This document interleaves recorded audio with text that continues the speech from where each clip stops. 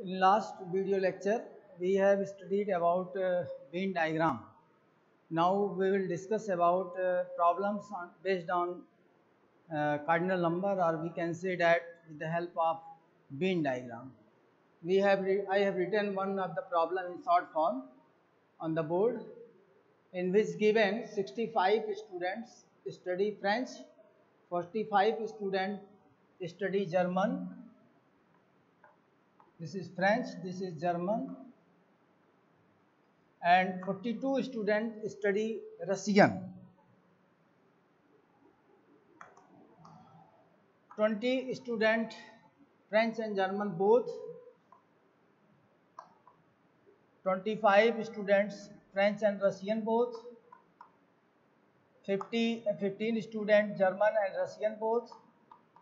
And 8 students study all three languages. We have to calculate total number of students, that is n of F union G union R. It means we have to calculate total number of students.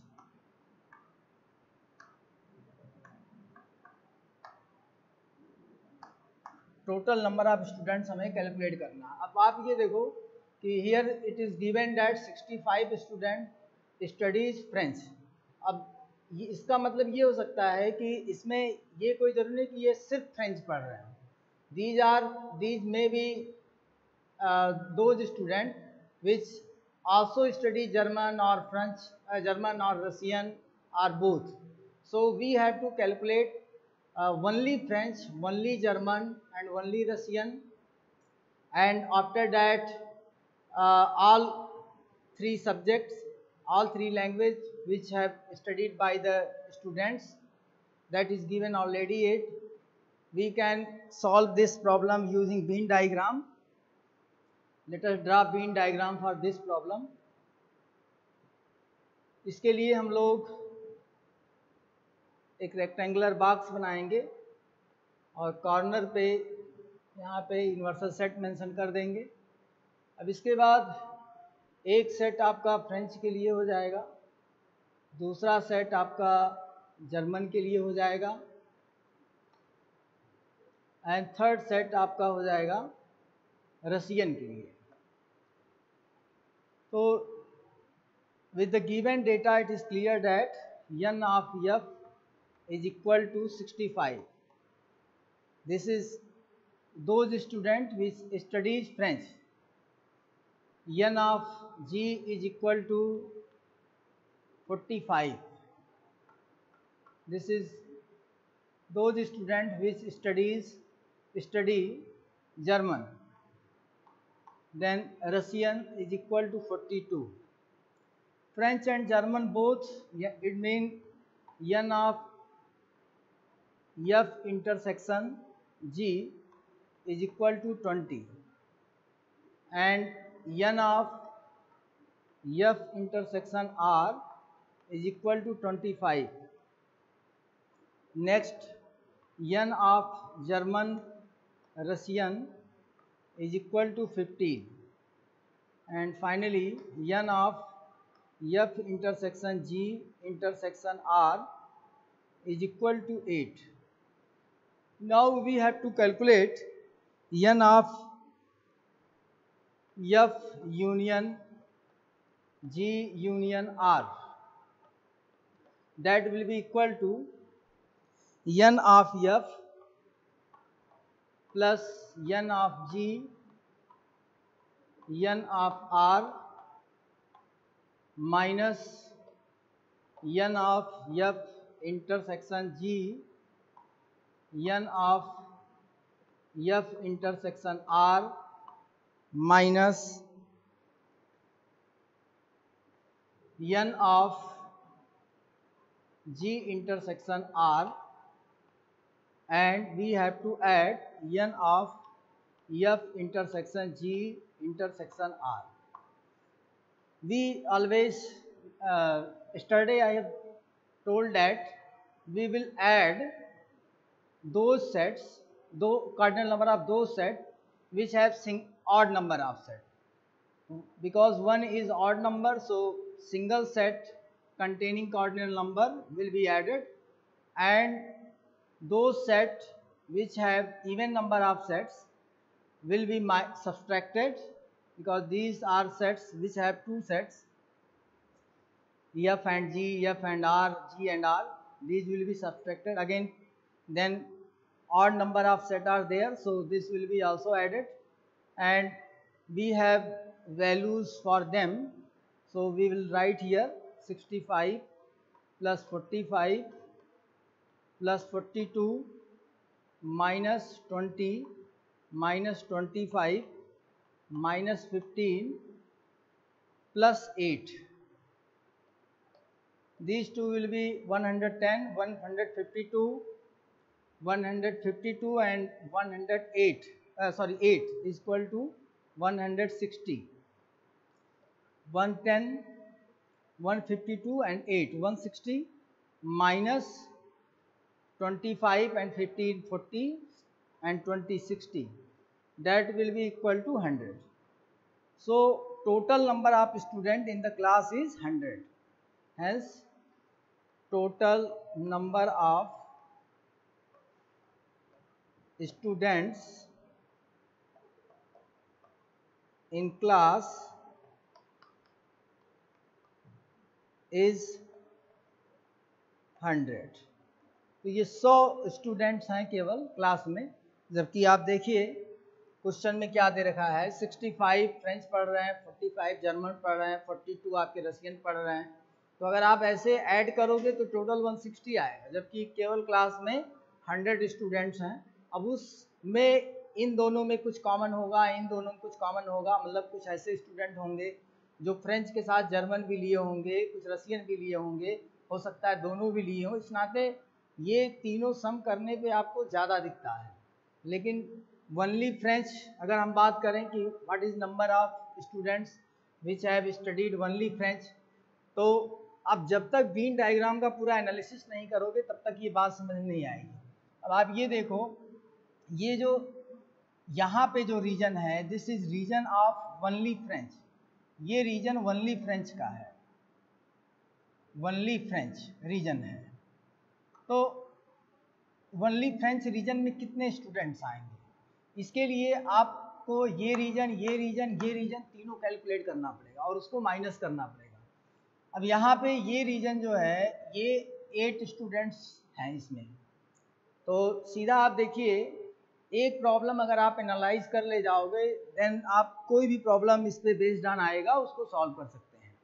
तो इस वजह से focus करेंगे कि ये problem पूरा analyse हो जाए, केवल हमें ये आंसर नहीं देखना है। आंसर तो कैलकुलेट हो गया, but how we will analyse this problem.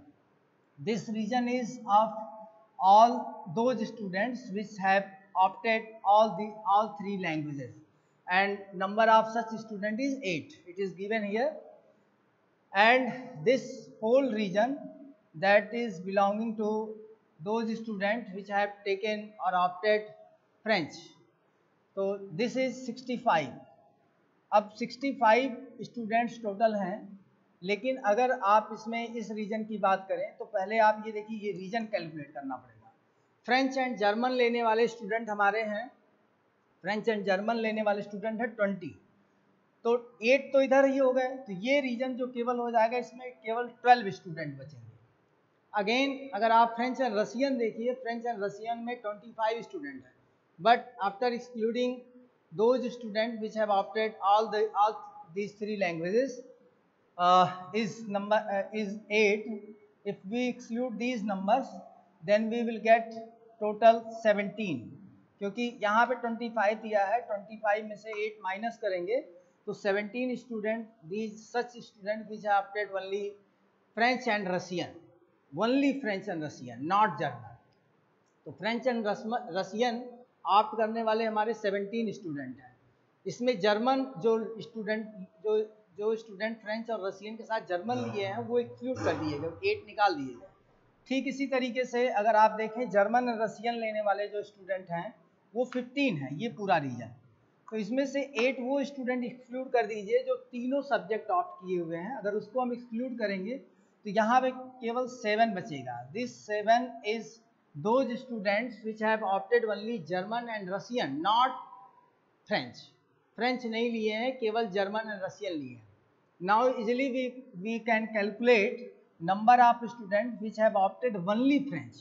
Only French. Neither they have taken German nor French nor Russian. So we will calculate here, and we will get 65 minus 12 minus 8 minus 17. All these three regions will be excluded from this whole region, and we will get number of those students which have opted only French. Wording को ध्यान देना है, only French. Only French means that they have opted only subject, only language French, not German, neither German nor Russian. तो इसी वजह से हम ये तीन रीजन निकाल रहे हैं. तीन रीजन ये क्या है, जो जर्मन एंड फ्रेंच लिए हुए हैं. ये रीजन क्या है, जो फ्रेंच एंड रशियन लिए. ये रीजन कौन सा है, इसको मैं फिर से और भी क्लियर कर रहा हूँ.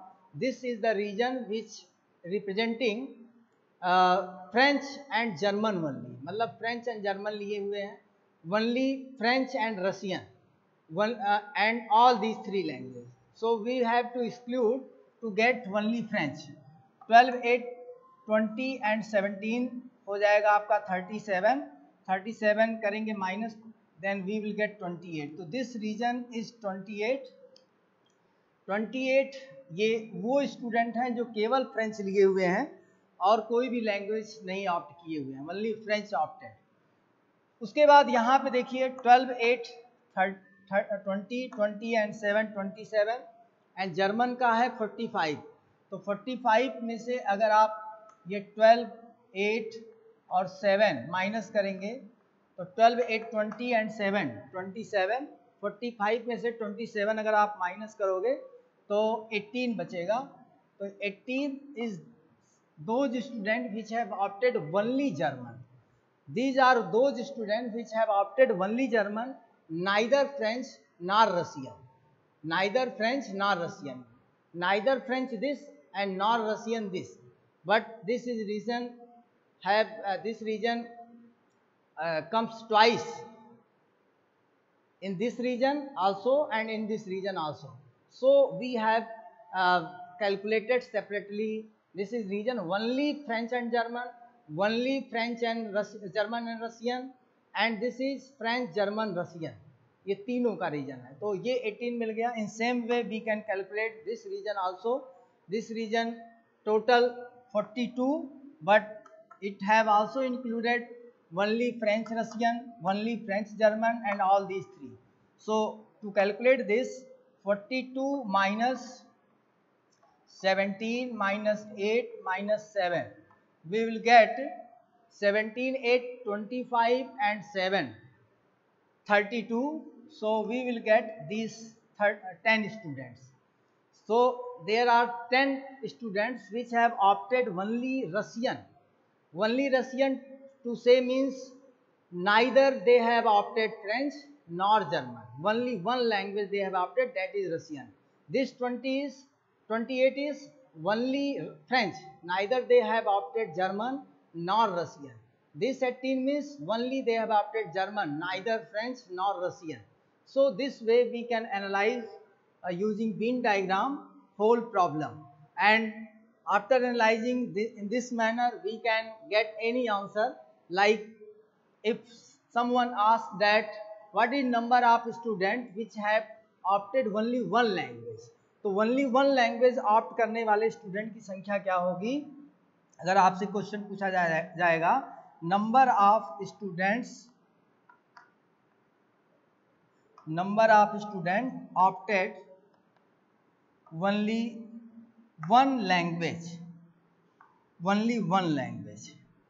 There is no restriction, either they have opted French और जर्मन और Russian. Only restriction is that only one language. So only French is 28, only German is 18, and only Russian is 10.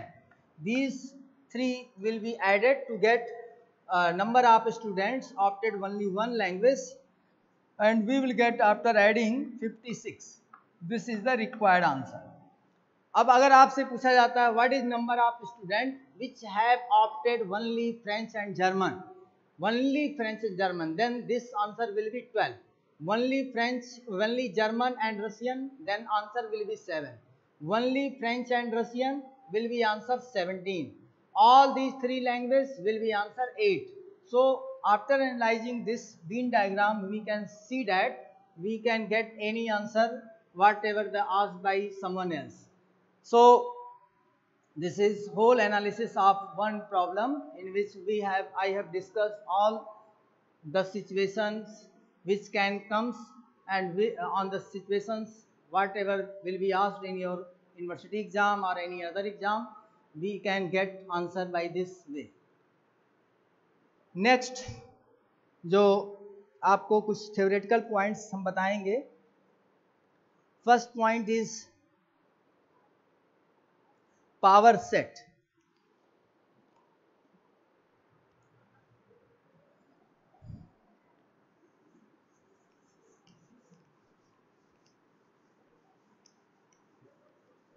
Next topic is power set that I am going to discuss.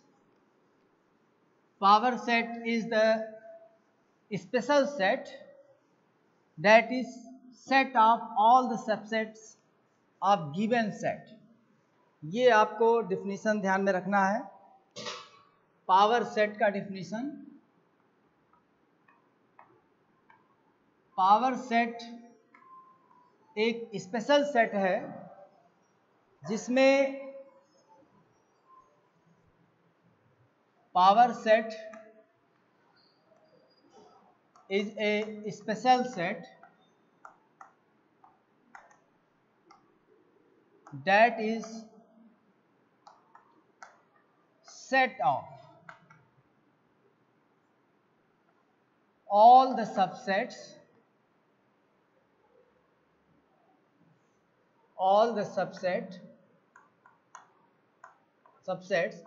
of a given set. We will modify some in this definition. Power set of a set.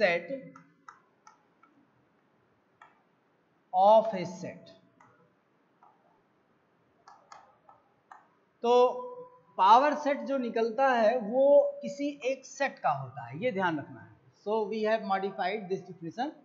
Power set of a set मतलब कोई एक set होगा जिसके power set की हम बात करेंगे पहली बार. इस सेट से किसी सेट के रेफरेंस में रहता है पावर सेट. तो power set of a set is a special set that is set of all the subsets of a given set. तो अगर आपके पास कोई set, let set is A, then its power set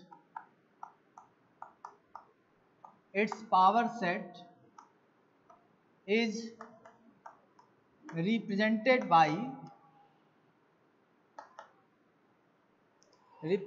by P of A. ये P of A से represent किया जाएगा. तो आप देखिए इसमें इंपॉर्टेंट क्या चीज है. इंपॉर्टेंट ये है कि एक सेट होता है, उस सेट के रेफरेंस में पावर सेट होता है. तो जब तक सेट नहीं पता रहेगा तब तक हम पावर सेट नहीं कैलकुलेट कर सकते हैं. So we need a reference that is a set of which we have to calculate power set. So this power set is in a reference of another set, that is in this example taken capital A. तो अगर capital A एक set है तो इसका power set P of A show होगा, और P of A को हम कैलकुलेट कर सकते हैं कैसे. A अगर पता रहेगा तब, अगर A is equal to ABC है, बहुत ही पॉपुलर क्वेश्चन है, क्योंकि ये बहुत सारे क्वेश्चंस में आपको मिलेंगे. जैसे आप जब पढ़ेंगे आगे चल के पार्शियल ऑर्डर सेट, तो वहाँ पे भी आपको इस तरह के एग्जांपल्स आपको मिलेंगे जिसमें ये चीज लिया जाएगा.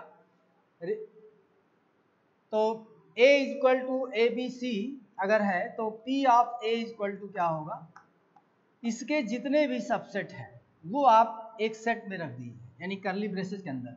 तो इसका एक सबसेट तो एम्प्टी सेट ही होगा, क्योंकि हर एक empty set is always subset of every set. So there is no question about that how this will be included. If empty set is always subset of every set, so phi is included here by taking one elements, इसमें से एक एक element लेके बनाइए subset B C,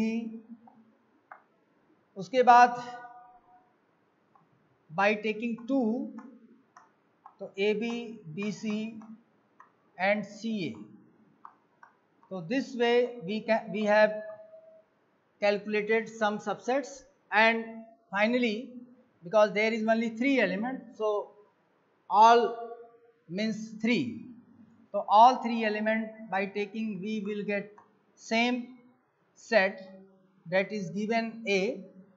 So these are the subsets which can be formed by this given sets, the given set ABC। तो ये आपका power set हो जाएगा। इस पावर सेट में सारे जो एलिमेंट्स हैं वो इसके सबसेट्स ही हैं। और इसके कार्डिनल नंबर की अगर हम बात करें, what is the cardinal number of P of A, तो n of P of A is equal to same things will be appear again, how many subsets are there. तो we have already studied that number of subset of a given set is equal to 2 to the power number of element in that set। तो यहाँ पे P of A is equal to 2 पे power 3 is equal to 8 हो जाएगा। अगर general वे में देखा जाए, और ये काउंट भी कर सकते हैं 1 2 3 4 5 6 7 8, और अगर जनरल वे में देखा जाए तो cardinal number of any set, power set of any set, cardinal number of power set of any set is equal to 2 to the power m, where m is equal to cardinal number of given set। ये cardinal number of given set, cardinal number of a given set, m is equal to this। तो इस तरीके से हम power set के बारे में जान गए। पावर सेट आपका क्या होता है, पावर सेट भी एग्जाम में पूछा जाता है 2 मार्क्स में, तो ये आपको पता होना चाहिए, और भी बहुत सारी जगहों पे पूछा जाता है। तो नेक्स्ट जो एक टॉपिक है आपके सिलेबस में इसी यूनिट में, वह है ऑर्डर्ड पेयर्स। ऑर्डर्ड पेयर क्या होता है कि ये ऑर्डर एक वर्ड इसमें है और एक पेयर है, तो दो प्रॉपर्टीज के अंदर है, एक ऑर्डर का सिग्निफिकेंस है और एक पेयर का सिग्निफिकेंस है। तो अगर हम ऑर्डर्ड पेयर की बात करें, ऑर्डर्ड पेयर की बात करें तो इसके अंदर दो स्पेसिफिक प्रॉपर्टीज हैं, और वो भी किस वजह से हैं, इन दो वर्ड की वजह से हैं, ऑर्डर्ड और पेयर। तो इसके लिए ये आप पढ़ेंगे रिलेशन जब टॉपिक पढ़ेंगे तो उसमें आएगा। Relation basically relation is between 2 sets, और या कह लीजिए अभी फिलहाल कार्टेशियन प्रोडक्ट में आप पढ़ेंगे। कार्टेशियन प्रोडक्ट हम 2 सेट के बीच में करते हैं। Let there is a 2 sets are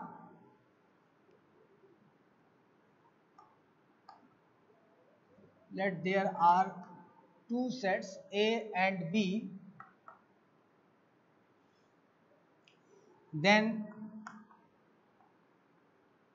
ordered pair, then A cross B is equal to A comma B such that A belongs to capital A and B belongs to capital B, for all A belongs to, यहीं पे इसको for all A लगा देना है और for all B यहाँ पे लगा देना है। फॉर ऑल इसलिए लगाया जा रहा है कि सभी एलिमेंट को हमें कंसीडर करना है ए का। तो सिंपल वे में अगर आप लिखेंगे तो ऐसे भी लिख सकते हैं, फॉर ऑल लगाने की जरूरत नहीं है, लेकिन हम फॉर ऑल इसलिए लगा रहे हैं कि हमें ए क्रॉस बी कैलकुलेट करना है तो सभी ए को हमें लेना पड़ेगा, सभी बी को लेना पड़ेगा। तो अगर एग्जाम्पल देखें कि अगर a इक्वल टू 1 2 3 है और b is equal to x y है, तो a cross b will be equal to 1 x 1 y 2 x 2 y 3 x 3 y। तो by this way we can calculate Cartesian product। तो then Cartesian यहाँ पे बढ़ा दे रहे हैं, then Cartesian product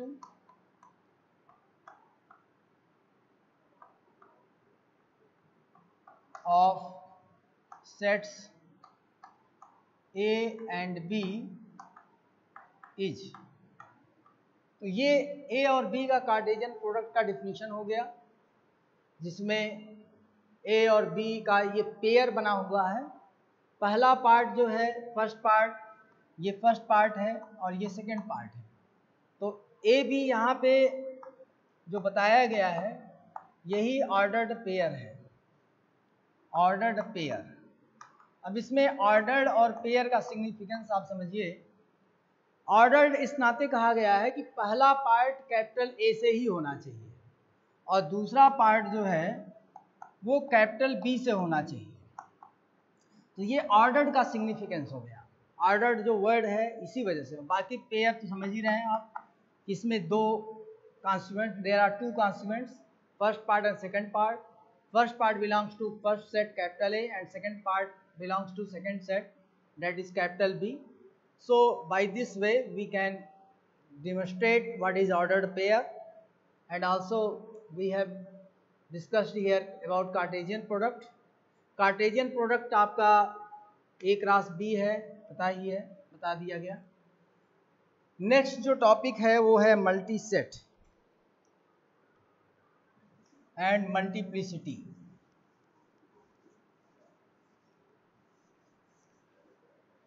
multi set and multiplicity, ये टॉपिक हम आपको अब डिस्कस करने जा रहे हैं।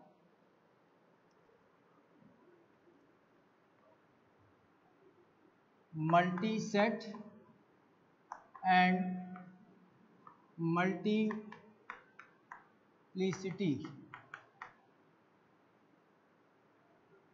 तो मल्टी सेट का मतलब ये होता है कि जिसमें ऐसा सेट जिसमें एलिमेंट्स रिपीटेड हो। तो a set in which elements are repeated is known as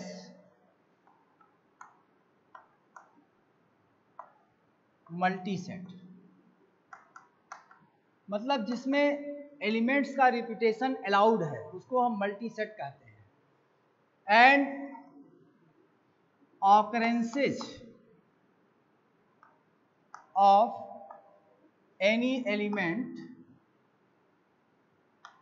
in multiset, यहाँ पे एक और मॉडिफिकेशन कर दें, number of occurrences, number of occurrences of any element in multiset is known as multiplicity of that element. ये multiplicity कहलाती है, कितनी बार वो एलिमेंट आया है उसको हम लोग मल्टीप्लिसिटी कहते हैं। अगर एग्जाम्पल हम लोग लें एक, जिसमें A इज इक्वल टू एक सेट है जिसमें A का ऑकरेंसेज 3 टाइम्स है और B का ऑकरेंसेज 2 टाइम्स है, और सी एक बार ही आया है। इसी तरीके से दूसरा सेट लें जिसमें ए आपका 4 टाइम्स आया हुआ है और बी 3 टाइम्स आया हुआ है, डी एक और एलिमेंट है जो कि 2 टाइम्स आया हुआ है। तो in these sets we can say that elements are repeated but general set it is not allowed. This set also can be represented as, because A is repeated thrice, so we can write this 3 dot A, 2 dot B and 1 dot C, and this way B also can be written as 4 dot A, 3 dot B and 2 dot D. तो इस तरीके से हम इसको लिख सकते हैं। यहाँ पे ये जो डॉट के पहले नंबर लिखा गया है वो ऑकरेंसेस को बता रहा है। तो ए चूँकि 3 टाइम्स आया हुआ है इस नाते 3 डॉट ए, बी 2 टाइम्स आया हुआ है इस नाते 2 डॉट बी, एंड सी जो है वंस आया हुआ है इस नाते 1 डॉट सी। इसी तरीके से यहाँ पे भी ए आपका 4 टाइम्स आया हुआ है इस नाते 4 डॉट ए, बी 3 टाइम्स आया हुआ है इस नाते 3 dot B, and D 2 times आया हुआ है इस नाते 2 डॉट डी। तो ये हम लोगों के रिप्रेजेंट करने का तरीका है कि कैसे मल्टी सेट रिप्रेजेंट किए जाते हैं। तो ये मल्टी सेट का रिप्रेजेंटेशन है, मल्टी सेट रिप्रेजेंटेशन।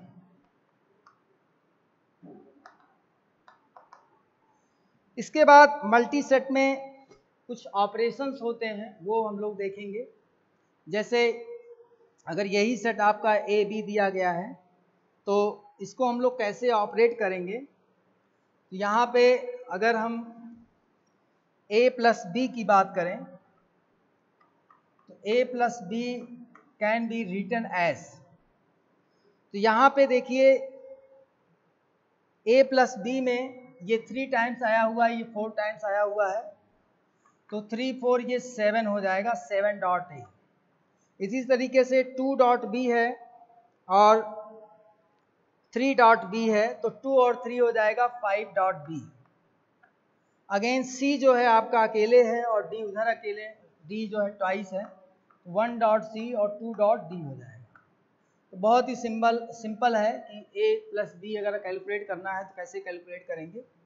इसके बाद ए माइनस बी अगर आपको कैलकुलेट करना है तो ए माइनस बी में थोड़ा ध्यान देना रहेगा कि अगर चूंकि यहाँ पे जो डॉट से पहले नंबर लिखना है वो हमेशा पॉजिटिव होना चाहिए, निगेटिव नहीं हो सकता है। तो 3 डॉट ए और 4 डॉट ए है, अगर आप इसी तरीके से करेंगे 3 माइनस 4 तो -1 मिल जाएगा जो कि अलाउड नहीं है। तो 3 डॉट ए और -4 डॉट ए ये 0 डॉट ए हो जाएगा। हमें मैक्सिमम जो लीस्ट नंबर 0 ही यूज़ करना है, 0 से छोटा यानी कि निगेटिव नंबर नहीं यूज़ करना है। तो इस वजह से 3 डॉट ए -4 डॉट ए 0 -1 ए नहीं लिखेंगे, 0 ए आएगा और 0 लिखने की कोई ज़रूरत नहीं है। फिर इसी तरीके से 2 डॉट बी और 3 डॉट बी है, तो यहाँ पे -1 बी आएगा, इसको भी लिखने की ज़रूरत नहीं है क्योंकि निगेटिव नंबर नहीं अलाउड है। 1 डॉट सी आपका अकेले बचेगा क्योंकि उधर सी है नहीं, 1 डॉट सी। और डी आपका इधर है ही नहीं तो कोई इशू नहीं है, उधर हो या ना हो 0, क्योंकि अगर डी नहीं है तो 0 डॉट डी है मतलब, तो 0 डॉट डी -2 डॉट डी मतलब -2 डी जो कि लिखा नहीं जाएगा। तो इस तरीके से a plus b a minus b calculate कर सकते हैं। ठीक इसी तरीके से हम लोग a इंटरसेक्शन b अगर कैलकुलेट करना चाहें तो a इंटरसेक्शन b में जो मोस्ट कॉमन है उसी को हम लोग यूज करते हैं। तो 3a है और 4a है, तो 3 4 में जो स्मॉलर है वो 3 है, यानी कि 3a और 4a में जो कॉमन है, कितने a कॉमन है 3a, तो यहाँ पे 3 डॉट a रिफ्लेक्ट होगा। फिर इसी तरीके से 2 डॉट b है और 3 डॉट b है, तो 2 डॉट b और 3 डॉट b में क्या कॉमन हुआ 2, तो इस वजह से 2 डॉट b हो जाएगा। उसके बाद c यहाँ है तो यहाँ नहीं है, d यहाँ है तो यहाँ नहीं है, इस नाते यही आंसर हो जाएगा।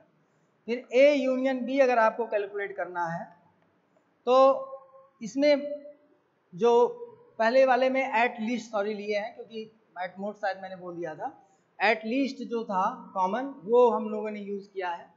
अब इसमें एट मोस्ट हम लोग देखते हैं कि 3 डॉट ए और 4 डॉट ए तो 3 और 4 में जो बड़ा नंबर है वो 4 है, तो इस वजह से 4 आ जाएगा यहाँ पे, तो 4 डॉट ए हो जाएगा। फिर इसी तरीके से 2 डॉट बी और 3 डॉट बी, तो 3 बड़ा नंबर है, 3 आ जाएगा। 1 डॉट सी यहाँ है नहीं, यहाँ पे और यहाँ पे है, तो 1 डॉट सी ही रहेगा। यहाँ पे 0 डॉट सी है, इसी तरीके से 2 डॉट डी हो जाएगा। यही अगर आप b माइनस ए करते, जैसे यहाँ a माइनस बी कैलकुलेट हुआ है, b माइनस ए करते, तो b माइनस ए में 4 dot a minus 3 dot a, तो 1 डॉट ए आ जाता। 3 dot b minus 2 dot b, 1 dot b आ जाता। और 1 सी तो आएगा नहीं, क्योंकि माइनस 0 से -1 करोगे -1 आएगा, इस नाते वो यूज़ नहीं करना। फिर अगेन 2 डॉट डी हो जाएगा। तो इस तरीके से हम लोग ये मल्टीप्लिसिटी और मल्टीप्लिसिटी पे बेस्ड ऑन जो न्यूमेरिकल्स हैं वो कैलकुलेट कर सकते हैं।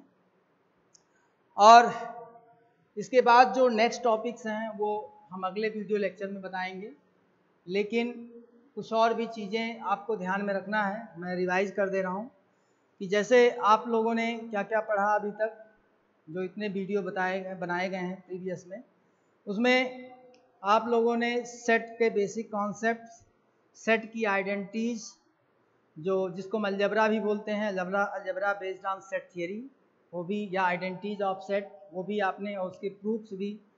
प्रूफ्स बहुत ही ज़्यादा इंपॉर्टेंट हैं, क्योंकि प्रूफ्स के क्वेश्चन पूछे जाते हैं एग्ज़ाम में। वही जो आइडेंटिटीज हैं उसको भी पूछा जा सकता है, अलग करके भी पूछा जा सकता है, बट बेसिक कॉन्सेप्ट वही होता है प्रूफ करने का। फिर इसके बाद आपने कुछ और टर्मिनोलॉजी, कार्डिनल नंबर पढ़ा, बीन डायग्राम पढ़ा, जो कि बहुत ही इंपॉर्टेंट है। बीन डायग्राम पे बेस्ड ऑन न्यूमेरिकल्स, कैसे उसमें वनली शब्द का यूज़ किया जाता है, वनली शब्द का मतलब क्या है। मैं रिपीट कर रहा हूँ कि अगर आपसे पूछा जाता है find out number of student those studying only math, तो वनली मैथ मतलब सिर्फ मैथ, ये नहीं कि बाकी सारे सब्जेक्ट। अगर कोई 10 स्टूडेंट्स हैं, उसमें से 2 ने मैथ के साथ फिजिक्स ले लिया है, तो वो नहीं कंसीडर होगा। 2 और हैं जो मैथ के साथ केमिस्ट्री ले लिए, नहीं कंसीडर होंगे। 3 ऐसे हैं जो मैथ फिजिक्स केमिस्ट्री लिए हैं, वो भी नहीं कंसीडर होंगे। तो ये 2 2 4 3 7 निकल जाएंगे, केवल 3 बचेगा, वो आपका ओनली मैथ हो जाएगा। तो इस तरीके से इन सब चीज़ों को हमें ध्यान देना है। और उसके बाद ये मल्टीप्लिसिटी का कॉन्सेप्ट आपने पढ़ा, पावर सेट का कॉन्सेप्ट पढ़ा, कैसे सबसेट कैलकुलेट होते वो आपने पढ़ा। सबसेट का जो नंबर ऑफ सबसेट्स किसी गिवन सेट के कितने होते हैं, 2 टू द पावर n, उसका फार्मूला मैंने डिराइव किया था। वही चीज़ आप पावर सेट में भी, अगर कोई आपसे पूछे कि what is formula for the power set, cardinal number of power set of a given set, तो 2 to the power n same formula होता है, क्योंकि वही जो सबसेट्स होते हैं वही रखे जाते हैं पावर सेट में। तो जितने सबसेट्स हैं वही आपका कार्डिनल नंबर हो जाएगा set, power set of a given set. Thank you.